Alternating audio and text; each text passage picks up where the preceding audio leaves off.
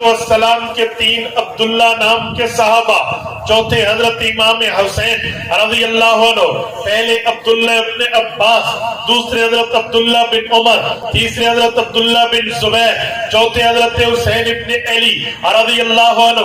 اعتراضات چلے، ان دو کی حضرات کی پہلے دو کی رائے تھی کہ یوں نہیں ہونا چاہیے، باقی دو کی بھی رائے تھی ہاں بالکل ایسے نہیں ہونا چاہیے، لیکن جب ہو گیا یہ چاہتے تھے کہ اس ولی عہد کو ہٹا دیا جائے، کیونکہ جب ولی العہد بنایا جائے اور اس کو ہٹانے کے اختیار ارباب حل و عقد کو ہوتا ہے، یہ چاہتے ہٹا بھی سکتے تھے۔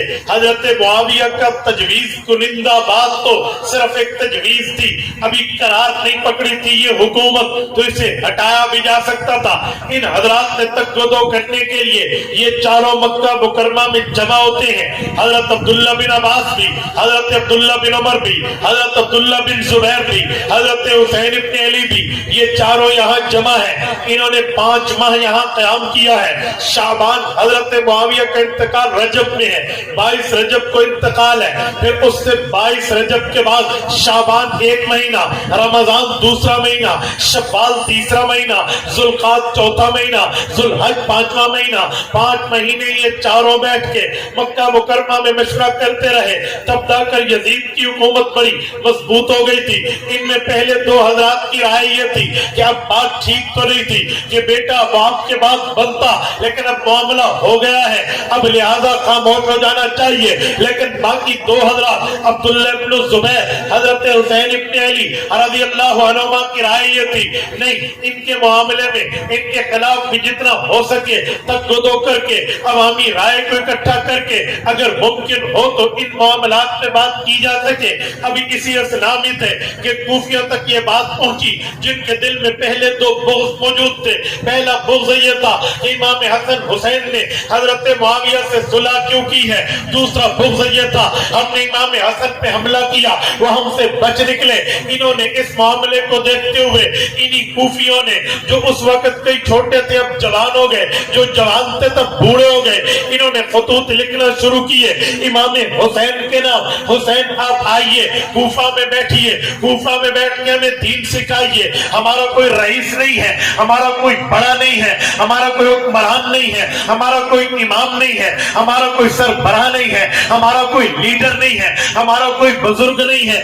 آپ کے والد کا شہر تھا، آپ کے والد نے اس شہر کو بسایا، آپ کے بھائی نے اس شہر کو بسایا، آپ آئیے۔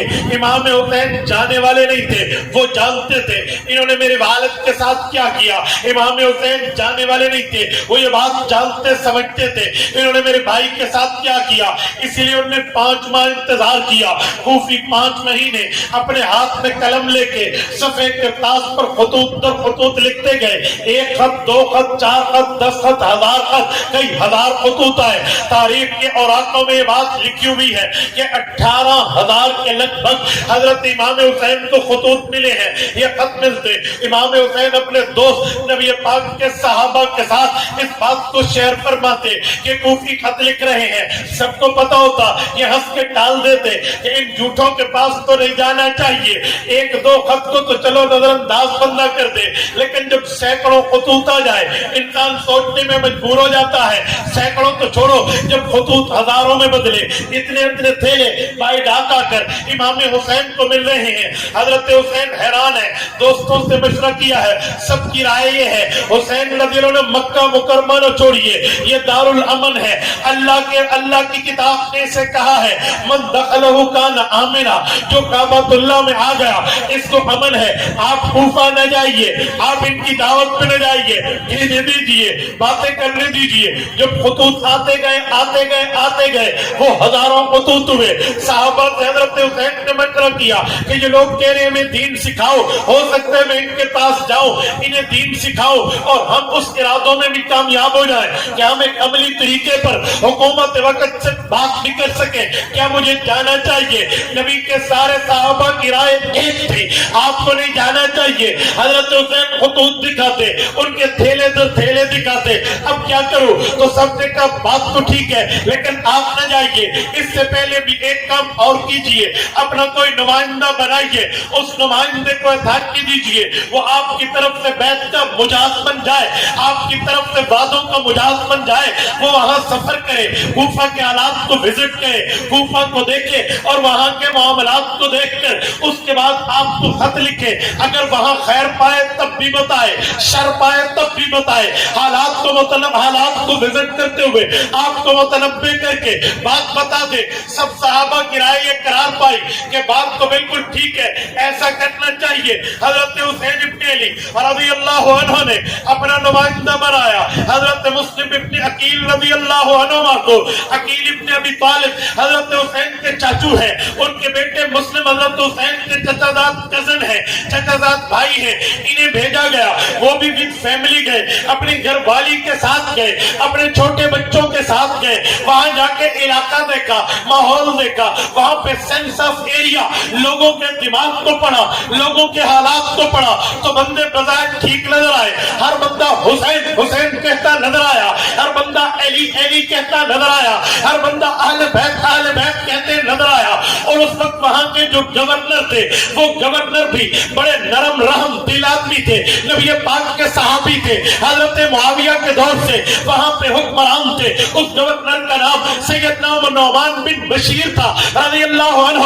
نعمان بن بشیر کو پتا چلا حسین ابن علی کے نمائندہ آئے ہیں. انہوں نے کوئی تعرض نہ کیا بلکہ وہ اہل بیت کی قدر دانی جانتے تھے. مسلم ابن عقیل کے خلاف کوئی کام نہ کیا کہ آپ یہاں بیت لے رہے ہیں, لوگوں سے عہد لے رہے ہیں, میثاقوں پیمانوں پرومس لے رہے ہیں, لوگوں سے کیا بات کر رہے ہیں, کوئی بات نہ کی بلکہ چشم پوشی کی. لیکن یزید کے چند گماشتے, چند نمائندے یہاں کوفہ میں موجود تھے. انہوں نے یزید کو انٹیلیجنس کے ذریعے اطلاع بھجوائی, حسین ابن علی نے یہاں نمائندے بھجوائے ہیں, تیرے خلاف کوئی معاملہ نہ ہو جائے, اور تیرا گورنر تیرے والد کی طرف سے ہے, یہ کسی کام میں آپ کی ہیلپ نہیں کر رہا. یزید تک یہ جب بات آئی ہے, یزید نے اپنے گورنر کو معزول کیا. ایک ظالم, اس دھرتی کا ایک ظالم و جابر شخص عبید اللہ بن زیاد جسے ابن مرجانہ, ایک ایرانی فارسی النسل عورت کا بیٹا تھا, اس ابن مرجانہ کو یزید نے نیا گورنر بنا کے بھیجا. کوفی بحث کر چکے تھے, کوفیوں کو پتا نہیں تھا ہمارے سر پہ ایک مصیبت عبید اللہ بن زیاد کی شکل میں آنے والی ہے. یہ بندے حضرت مسلم ابن عقیل کے ساتھ وعدہ عہد میثاق پیمان پرامس کر کے یہ بات طے کر چکے تھے. حسین ابن علی آئے, ہم انہیں پلکوں پہ بٹھائیں گے, اللہ راسب العین عزت کریں گے. اپنی بچے, اپنے بچیاں, اپنی مال, اپنی اولاد, اپنی جان, اپنا وقت لگانا پڑا, ہم لگائیں گے. حسین ابن علی کو بلاؤ. انہوں نے کنفرمیشن کے لیٹر لکھا, یہ لیٹر حضرت حسین کی طرف روانہ ہوا. حسین ابن علی کو ملا, انہوں نے اپنے صحابہ دوستوں کو دکھایا. آپ کی رائے 5 مہینے سے یہ تھی, یہ سچے نہیں ہیں, یہ جھوٹے ہیں, یہ وعدہ خلاف کرتے ہیں, یہ تو بالکل عہد و پیمان کو توڑ دیتے ہیں. لیکن انہوں نے میرے نمائندے کو بھی یقین دلا دیا کہ اب تو مجھے جانا چاہیے. عبداللہ ابن عباس کے بارے میں آتا ہے رضی اللہ عنہ, پیغمبر کے صحابی ہیں, رسول اللہ کے چچا کے بیٹے ہیں, رسول اللہ کے چچا زاد بھائی ہیں. حضرت علی المرتضیٰ کے بھی چچا زاد بھائی ہیں, حضرت حسین کے والد کے چچا زاد ہیں, تو باپ کے چچا زاد بھائی بھی والد کے درجے پہ ہیں. اس بارے میں حضرت حسین ابن علی رضی اللہ تعالی عنہ کے یہ والد اور چچا کے درجے پہ تھے.